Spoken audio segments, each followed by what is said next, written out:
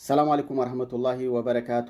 ባለፈው እንግዲህ ስለ ጉበት ህመም ምልክቶች የተወሰነ ብያቸዋለሁ። ዛሬ ደግሞ ጉበትን የሚጎዱ ምግቦችና መጠጦች ምን ናቸው የሚለውን ነገር አጠር አድርጌ ልንገራቸው።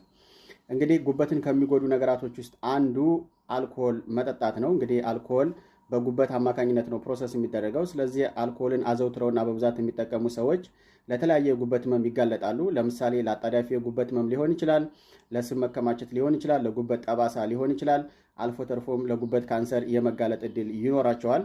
በሁለተኛ ደረጃ ላይ ጣፋጭ ነገራቶችን ማዘውተር ነው። ጣፋጭ ምግብ ሊሆን ይችላል፣ ጣፋጭ መጠጥ ሊሆን ይችላል። እነዚህን የሚያዘወትሩ ሰዎች ለስብ መከማቸት እና ለጉበት መቆጣት የመጋለጥ እድላቸው ከፍተኛ ነው። በሶስተኛ ደረጃ ላይ ጨው ማዘውተር ወይም ደግሞ ጨው በብዛት መጠቀም ነው። እንግዲህ ጨው ከሚፈለገው በላይ በብዛት የሚጠቀሙ ሰዎች ወይም ደግሞ ጨዋማ የሆኑ ምግቦችን የሚያዘወትሩ ሰዎች የስብ መከማቸት ሊሆን ይችላል፣ የጉበት መቆጣት ሊሆን ይችላል፣ የመጋለጥ እድላቸው ከፍተኛ ነው። ስለዚህ ጨውን በአግባብና በልክ ብንጠቀም መልካም ነው ማለት ነው። ሌላኛው የተጠበሱና ስብ የበዛባቸው ምግቦችን የምናዘወትርም ከሆነ እንዲሁ ለጉበት መቆጣት የመጋለጥ እድላችን ከፍተኛ ነው። ቀይ ስጋና ፕሮሰስ የተደረጉ ምግቦችንም የምናዘወትር ከሆነ እንዲሁ ለጉበት መቆጣት ወይም ደግሞ ለጉበት ህመም የመጋለጥ እድል ይኖረናል ማለት ነው። ስለዚህ አመጋገባችንንና የምንጠጣቸውን ነገሮች በማስተካከል ጤናችንን መጠበቅ ይኖርብናል ማለት ነው።